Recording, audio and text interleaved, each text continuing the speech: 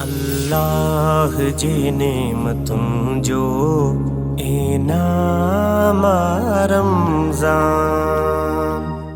اعوذ باللہ من الشیطان الرجیم، بسم اللہ الرحمن الرحیم، الحمد للہ رب العالمین، الصلاۃ والسلام علی اشرف الانبیاء والمرسلین، وصلی اللہ علی محمد وآلہ الطیبین الطاہرین، اما بعد فقد قال سبحانہ وتعالی فی القرآن المجید والفرقان الحمید وقال الحق۔ بسم اللہ الرحمن الرحیم، ویل للمطففین الذین اذا اکتالوا علی الناس یستوفون واذا کالوہم او وزنوہم یخسرون الا یظن اولئک انہم یبعثون لیوم عظیم۔ ناظرین اکرام، السلام علیکم ورحمۃ اللہ۔ ناظرین، ماہ مبارک رمضان جے ہن پروگرام جو اسانجو فضائل رمضان کے حوالے سے ہے، اساں ہن پروگرام میں روز تاجے خدمت میں ایک نئے موضوع سے ایندا ہوں۔ اج جو اسانجو موضوع ہے ہن ماہ مبارک رمضان جے ہن پروگرام میں جے موضوع تے ڳالھائینداسیں تاجے ساموں، وہ موضوع ہے خرید و فروخت میں جو انسان ماپ تور کرے تو ان ماپ تور میں گھٹ ودھاؤ، یعنی اسانجو موضوع اج ہے ماپ تور میں گھٹ ودھاؤ۔ تو ناظرین، ہی ماہ مبارک رمضان جہ میں انسان گھنے قدر خرید و فروخت کندو ہے۔ ॾिसंदा हलूं त जेके मोमिनीन मोमिनात आहिनि रोज़ा रखंदा आहिनि त रोज़े जी इफ़्तारी लाइ मुख़्तलिफ़ शयूं, मुख़्तलिफ़ सब्ज़ी ऐं मुख़्तलिफ़ क़िस्मनि जा जेके आहिनि सामान वरिता था वञनि त उन्हनि सभिनी जो ख़रीद बि थिए थो, उन्हनि सभिनीनि जो फ़रोख़्त बि थिए थो। त असां अॼु हिन अहम मौज़ू ते ॻाल्हाईंदा हलंदासीं त ख़रीदो फ़रोख़्त में जेको इंसान माप तौर थो करे, जेके माप तौर में अचनि थियूं शयूं, त उन्हनि में अगरि घटि वधाव करे थो त पोइ उन जे बारे में ख़ुदावंद आलम क़ुरान में कहिड़ो हुकुम ॾिनो आहे। जेके घटि कनि था माप तौर में या जेके खणनि था पंहिंजे लाइ वधाए करे खणनि था, त पोइ ख़ुदा जी नज़र में उन्हनि माण्हुनि लाइ कहिड़ो वाइदो कयो वियो आहे। ऐं हदीसनि जे ज़रिए सां बि तव्हांजी ख़िदमत में पेश कंदासीं त माप तौर में घटि वधि करण वारे जी सज़ा कहिड़ी आहे ऐं उन सां कहिड़ो रवैयो कयो वेंदो। त नाज़रीन, ही जेको माह फ़ज़ीलत आहे, माह बरकत, माह मुबारक रमज़ान, जेको ख़ुदावंद आलम जे तरफ़ां पंहिंजे बंदनि खे हिकु तोहफ़ो ॾिनो वियो आहे। हीउ हिकु अज़ीम महीनो आहे जंहिं में इंसान पंहिंजा गुनाह बख़्शराए थो, जंहिं में पंहिंजे परवरदिगार खे पाण खां राज़ी थो करे। ही माह मुबारक रमज़ान जंहिं में जेके वक़्त, जेके टाइम गुज़रनि था, उहे अज़ीम वक़्त ऐं टाइम था गुज़रनि। हिन महीने जो टाइम वक़्त ॿियनि महीननि जे टाइम ऐं वक़्त खां अफ़ज़ल आहे। अगरि हिन महीने में इंसान थोरे ज़रे बराबरि में नेकी थो करे त उन नेकी जो डबल इंसान खे सवाबु थो मिले। भले उहा नेकी ॿियनि महीननि में उहो इंसान अंजाम ॾिए, पर उन जो ओतिरो सवाबु न मिलंदो जेतिरो माह मुबारक रमज़ान। छो जो ही माह रमज़ान ख़ुदावंद आलम जी तरफ़ां हिकु पैकेज आहे ऐं पैकेज में इंसान खे उन जे हिसे खां वधीक ॾिनो थो वञे। त नाज़रीन, ही जेको फ़ज़ीलतनि वारो महीनो आहे, हिन में ॾिसंदा हलूं त माह मुबारक रमज़ान जेको ख़ुदावंद आलम जे महीने सां मनसूब आहे, त हिन माह खे असां चवंदा आहियूं शहरुल्लाह, यानी अलाह जो महीनो। कंहिं बि महीने जो नालो ईअं न आहे, अलाह जे नाले सां मनसूब न आहे त अलाह जो महीनो आहे।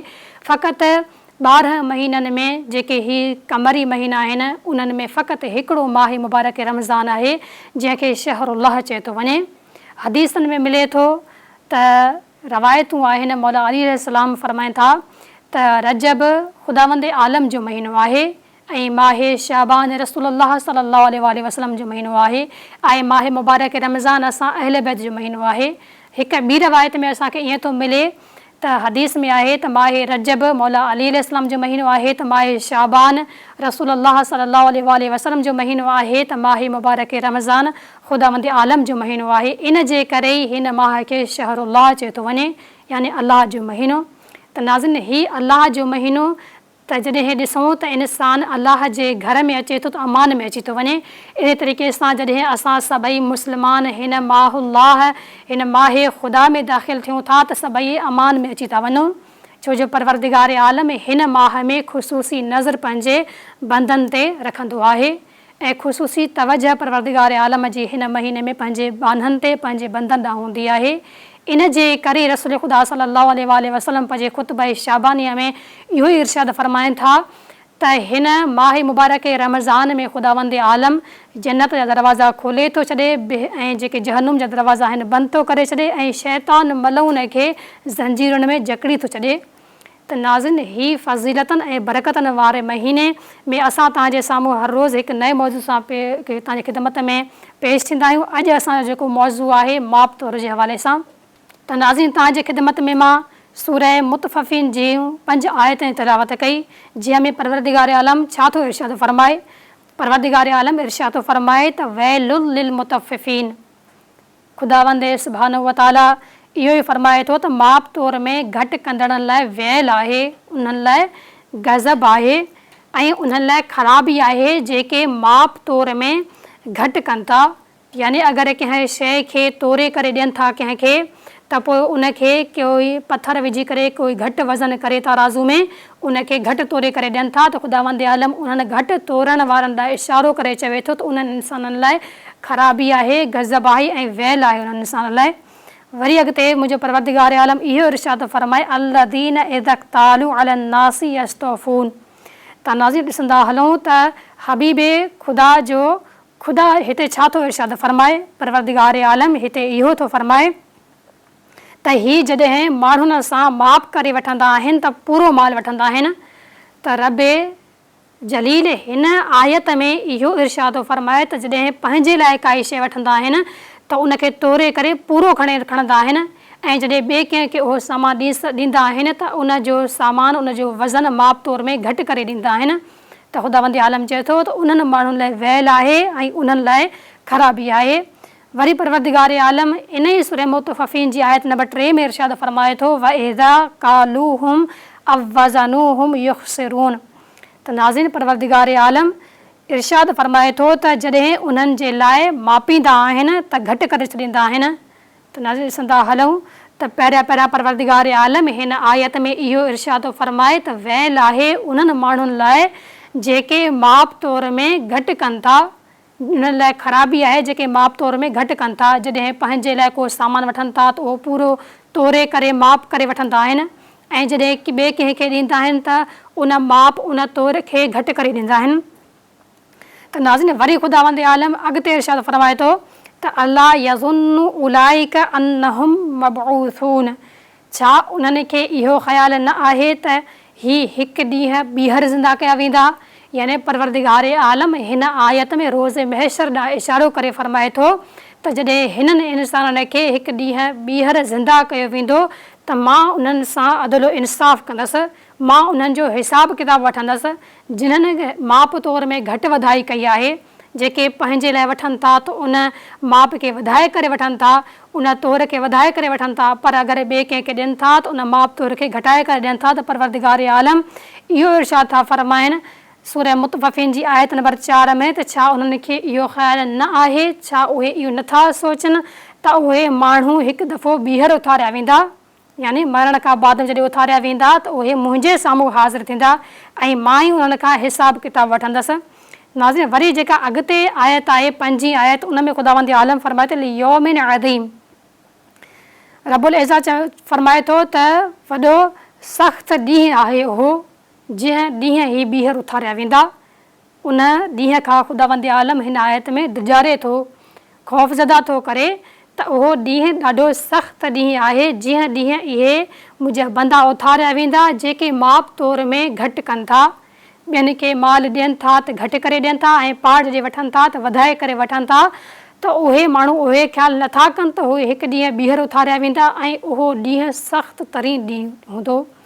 त नाज़रीन हिते ख़ुदावंद आलम पंहिंजे अज़ाब ॾांहुं इशारो करे फ़रमाए थो त उहो सख़्तु ॾींहुं अज़ाब जो हूंदो जॾहिं इहे गुनाहगार जेके माप तौर में घटाई कनि था, जेके माप तौर ॾियनि था त घटाए करे ॾियनि था ऐं पाण खणनि था त वधाए खणनि था।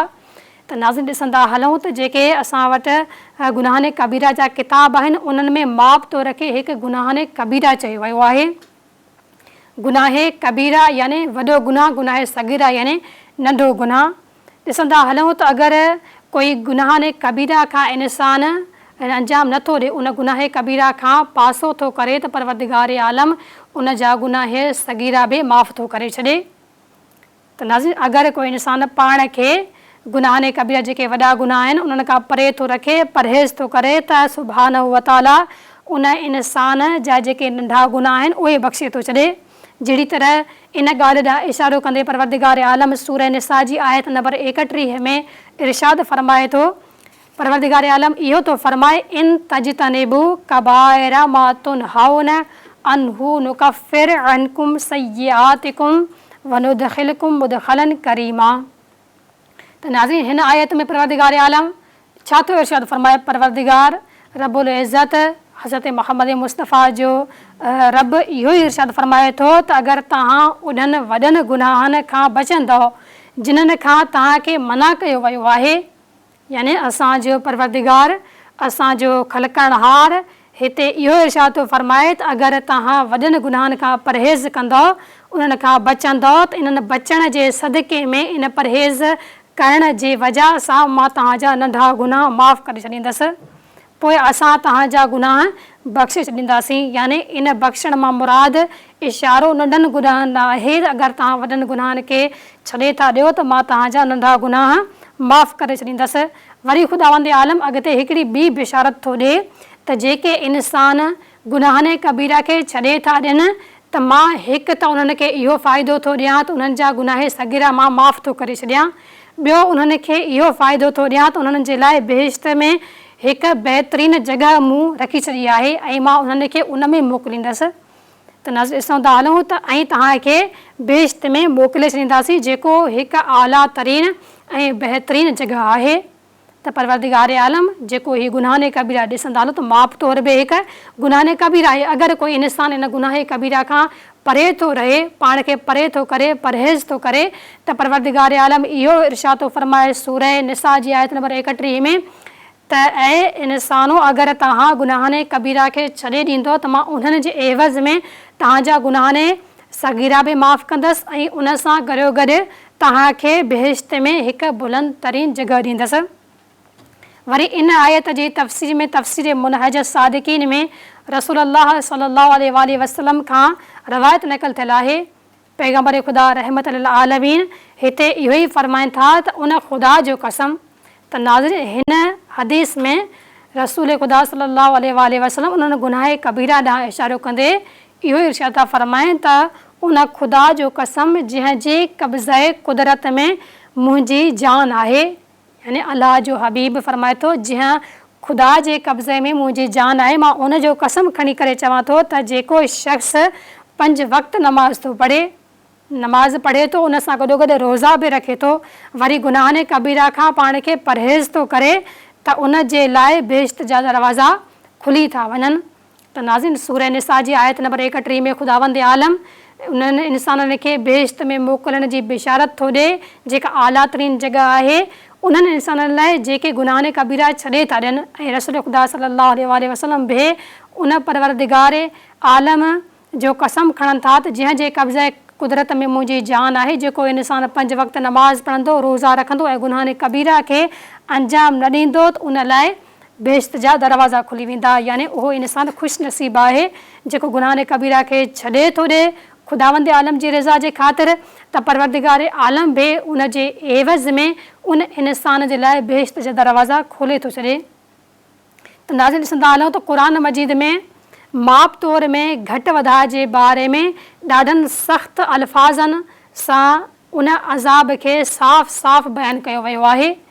जेके सख़्तु लफ़्ज़ हूंदा आहिनि, अल्फाज़ हूंदा आहिनि, उन्हनि सां उन अज़ाब खे साफ़ साफ़ बयानु कयो वियो आहे, जेके इंसान माप तौर में घटि कनि था, वधाए करे वठनि था ऐं घटि करे ॾियनि था, छो जो हीअ गुनाह कबीरा मज़ा आहे।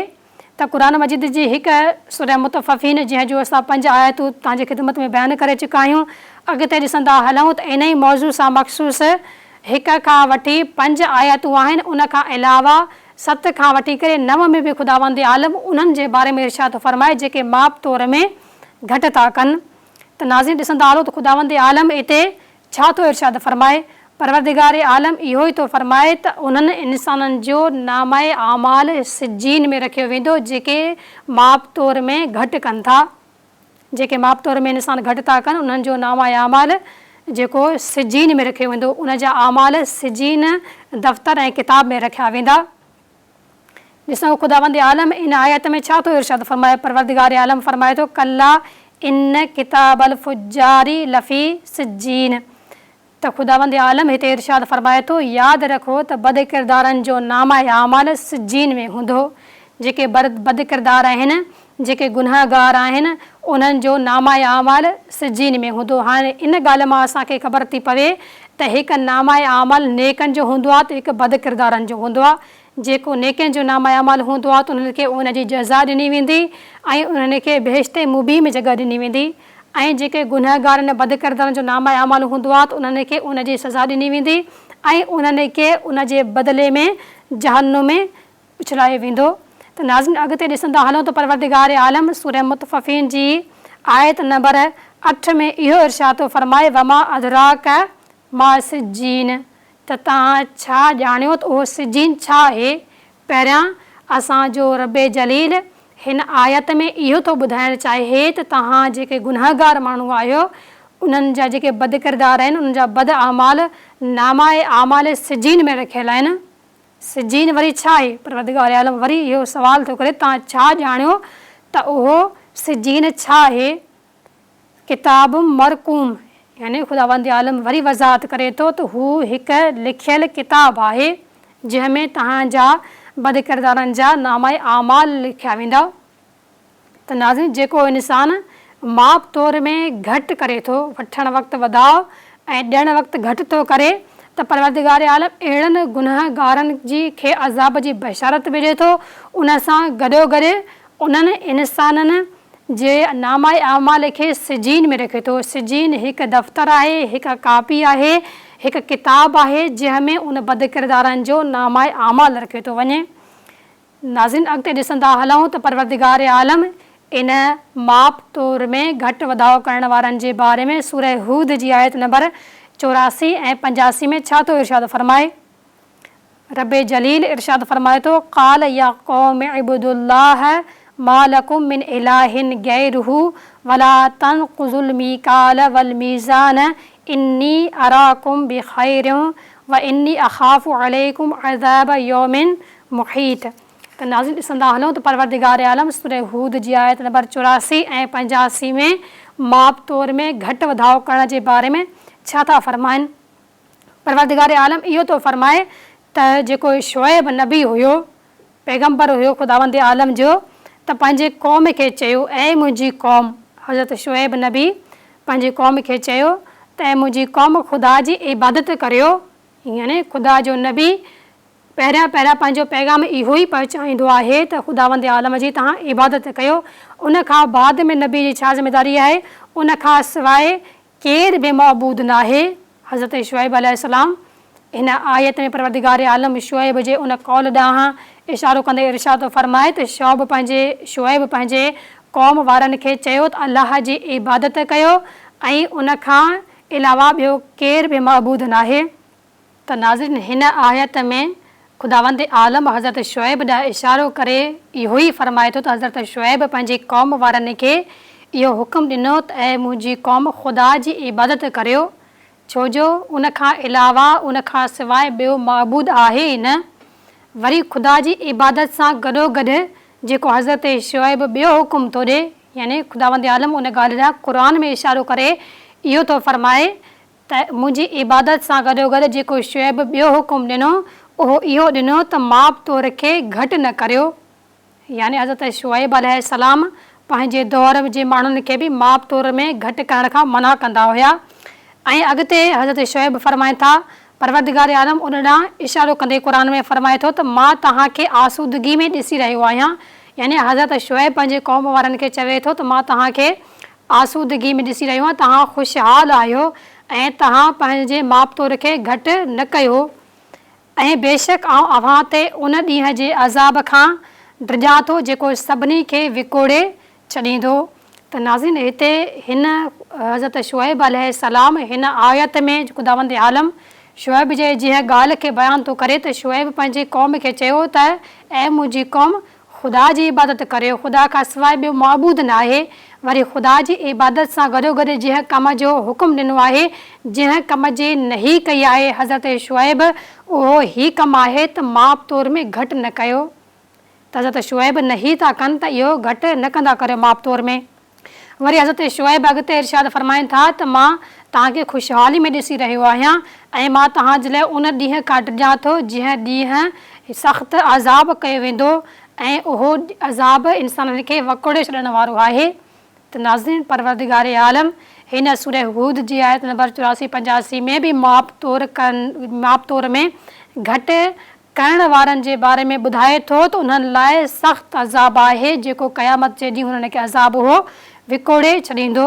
छो जो ही जेको माप तौर में घटि करणु आहे इहो गुनाहने कबीरा मंझि आहे। सगीरा गुनाह त इंसाननि जा माफ़ थी सघनि था कंहिं बि तकलीफ़ जे एवज़ में, पर गुनाहने कबीरा जेके कंहिं बि ॻाल्हि जी वजह सां उहे माफ़ नथा थी सघनि, कंहिं बि अमल जे सदक़े में या उन अमल जे बदिरां उहे गुनाहने कबीरा माफ़ नथा थी सघनि।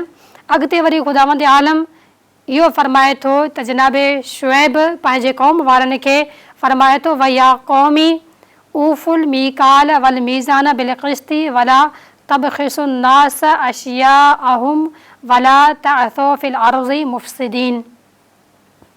त नाज़रीन, हिन आयत में परवरदिगार आलम उन ॻाल्हि ॾांहुं इशारो थो करे त हज़रत शुएब अलैहिस्सलाम पंहिंजे क़ौम वारनि खे इहो ई चयो त ऐं मुंहिंजी क़ौम माप ऐं तौर में इंसाफ़ सां उनखे पूरो कंदा करियो। माप कयो या तोरियो कंहिं शइ खे त उन में इंसाफ़ कंदा करियो, उन में अदल कंदा करियो ऐं माण्हुनि खे संदन शयूं घटि न ॾियो ऐं ज़मीन में फ़साद न फैलायो।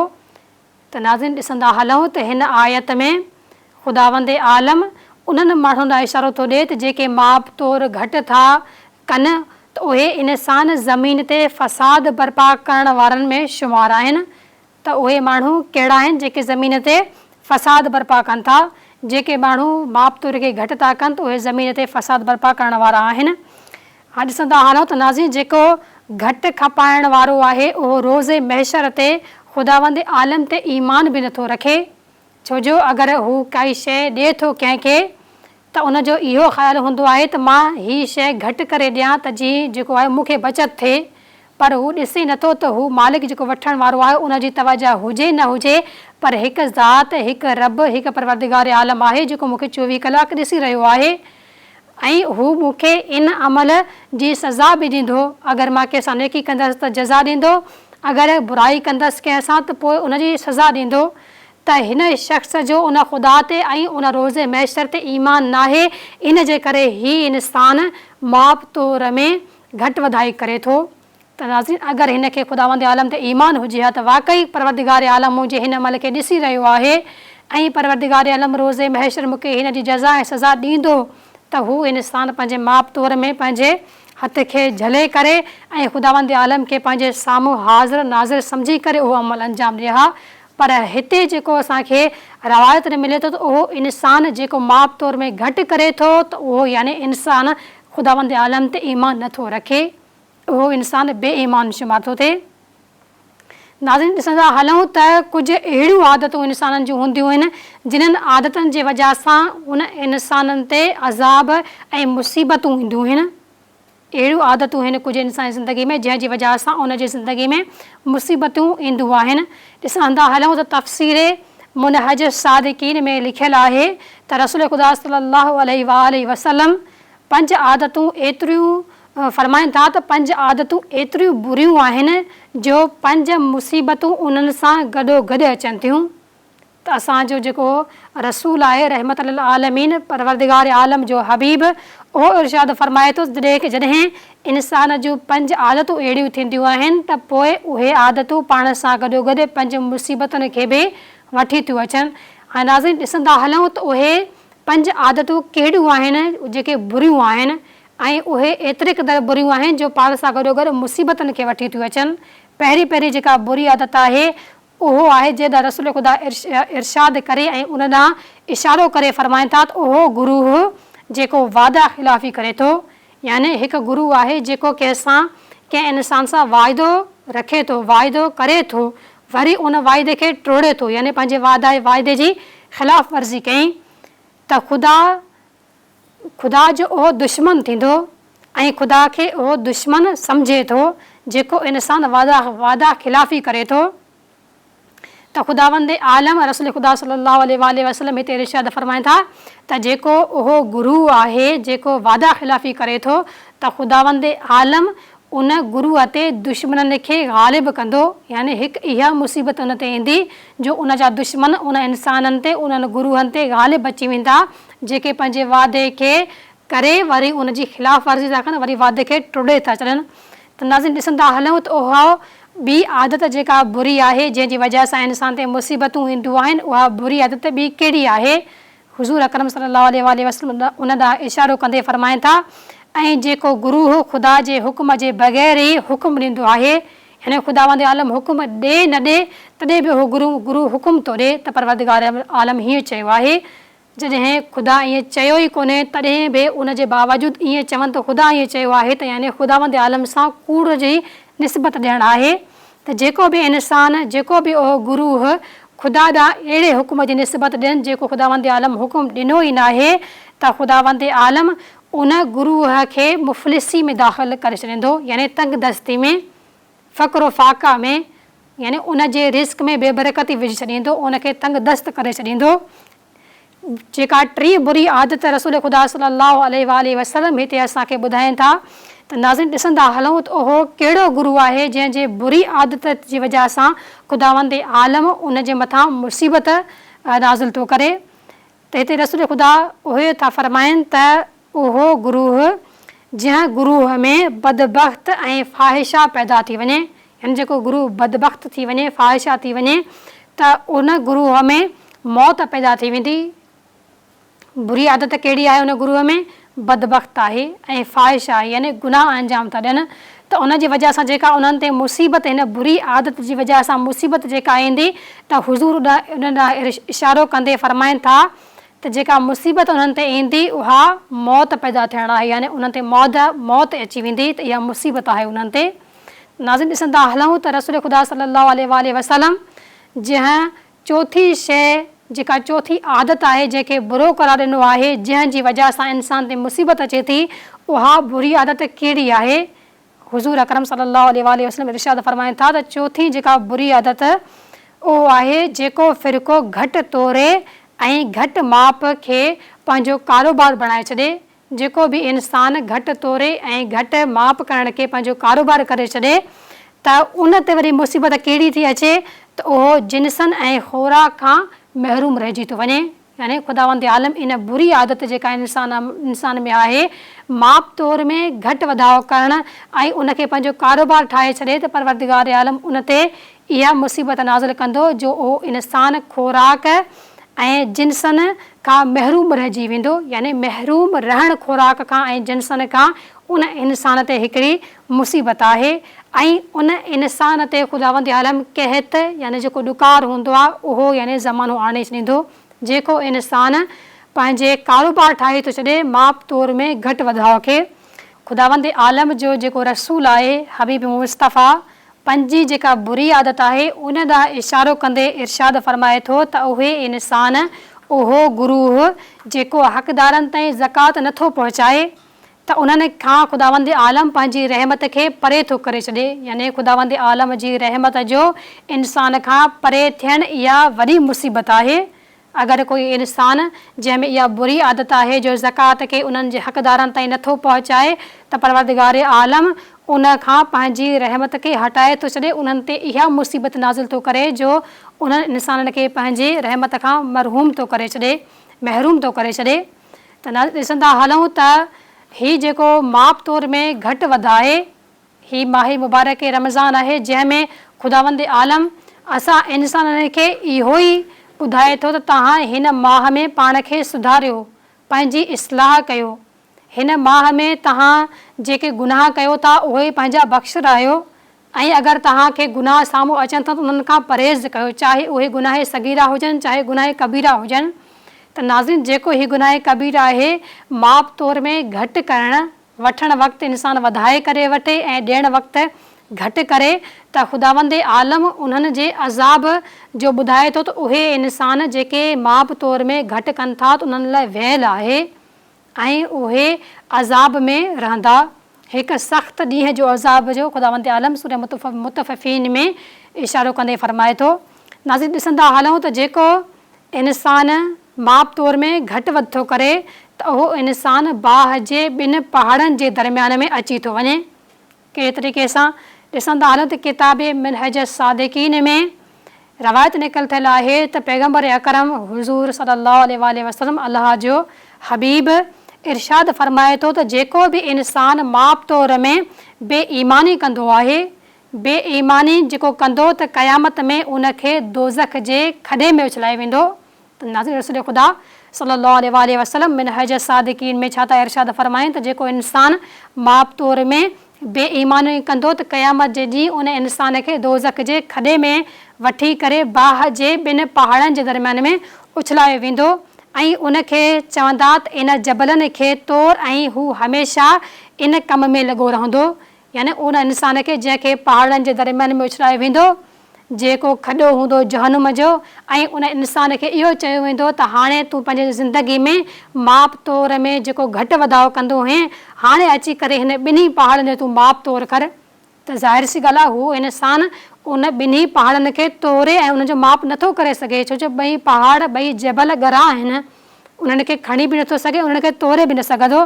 पर उहो इंसान उन अज़ाब में मुब्तला हूंदो, उन जहनुम जे खॾे में ॿई तरफ़ जेके हूंदसि पहाड़ हूंदसि जबलनि जा, उन्हनि खे तोड़े न सघंदो ऐं उन्हनि खे मापे बि न सघंदो ऐं उन्हनि जे इन मापण ऐं तोड़ण जो कमु इनखे ॾिनो वियो आहे, यानी उहो इन इंसान लाइ अज़ाब आहे।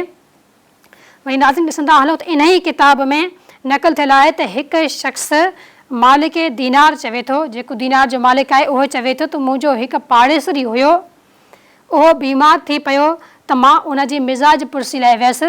जॾहिं उहो इंसानु बीमार थियो त ज़ाहिर सी ॻाल्हि आहे कोई इंसानु बीमार थींदो आहे त ॿियो वरी मुस्लमान उनजी तबियत पुछण लाइ वेंदो आहे, उनजी अयादत करण लाइ वेंदो आहे। त हीउ इंसान बि जेको मालिक दीनार इहो उन शख़्स जी अयादत लाइ वियो, उनजी पुरसी करण लाइ वियो त उहो ॾिसे थो त हू इंसानु जेको बीमार आहे उहो सकरात जी हालत में आहे, यानी जानकुनी जी हालत में आहे, उनजो साह निकिरण वारो आहे ऐं हू शख़्स रड़ियूं करे रहियो आहे। जॾहिं हू रड़ियूं थो करे त छा थो चवे त मां जेके बाह जा जेके जबल आहिनि मां उन्हनि जे विच में आहियां ऐं उन जेके जबल आहिनि मुंहिंजे साइड में आहिनि, बाह जा जेके बाह जा जबल आहिनि मुंहिंजी तरफ़ अची रहिया आहिनि। त हीउ शख़्स रड़ियूं करे चवे थो त इहे बाह जा जबल मूं वटि अची रहिया आहिनि। त उहो जेको साहिब दीनार हूंदो आहे, मालिक दीनार, उहो चवंदो आहे तोखे वहम आहे, जॾहिं त ईअं कोन्हे। त उहो शख़्स जेको सकरात में हूंदो आहे उहो चवे थो त अहिड़ी ॻाल्हि न आहे, बल्कि हक़ीक़त हीअ आहे त मां माप तौर में जेको पैमानो हुयो मूं वटि ॿ पैमाना हुया, यानी ॿ पैमाना हुया, इन जे करे मां उन में घटि वधाउ कंदो हुअसि। इन जी वजह सां मूंखे हिन वक़्तु सकरात जे टाइम मूं वटि इहे ॿ जबल ऐं ॿ पहाड़ अची रहिया आहिनि। त नाज़रीन ॾिसंदा हलूं त जेको बि इंसानु माप तौर में घटि वधाई करे थो त उन इंसान खे फ़क़ति आख़िरत में अज़ाब जो मज़ो नाहे चखणो, बल्कि सकरात जे वक़्तु बि जॾहिं उहो इंसानु जानकुनी जी हालत में हूंदो, जॾहिं उनजो साह कब्ज़ थींदो, मलकल मौत ईंदसि, त उन वक़्तु बि जेको माप तौर में घटि करण वारो इंसानु आहे त उनखे उनजो माजरो, उन मामिलो उनखे ॾियणो पवंदो, उनजो एवज़ उनखे इंसान खे ॾियणो पवंदो। त नाज़रीन हीउ जेको ख़ुदावंद आलम जी तरफ़ां असांखे माह मुबारक रमज़ान जेको ख़ुदा जी तरफ़ां असांखे पैकेज ऐं रहमत ऐं बरकत मग़फ़िरत जो महीनो ॾिनो वियो आहे, हिन महीने में ख़ुदावंद आलम खां असां इहा दुआ घुरंदा हलूं त परवरदिगार आलम असांखे उन्हनि गुनाहनि खां परहेज़ कराए जेके गुनाह कबीरा आहिनि ऐं जेके गुनाह सगीरा आहिनि उन्हनि खां बि परहेज़ करण जी तौफ़ीक़ इनायत करे। ऐं नाज़रीन ही माह मुबारक रमज़ान में परवरदिगार आलम सां खां इहा ई दुआ आहे त परवरदिगार आलम हिन फ़ज़ीलतनि भरे महीने में असांखे इन जा रोज़ा रखणु, इन जूं इबादतूं करण जी तौफ़ीक़ इनायत करे ऐं पंहिंजी रिज़ा खे असांजे शामिल हाल करे। नाज़रीन असांजो जेको अॼु जो प्रोग्राम हुयो एसि ताईं असांजो साथ हुयो। ॿिए प्रोग्राम में हिकु नए मौज़ू सां तव्हांजे ख़िदमत में हाज़िर थींदासीं। वस्सलामु अलैकुम वरहमतुल्लाहि वबरकातुहू।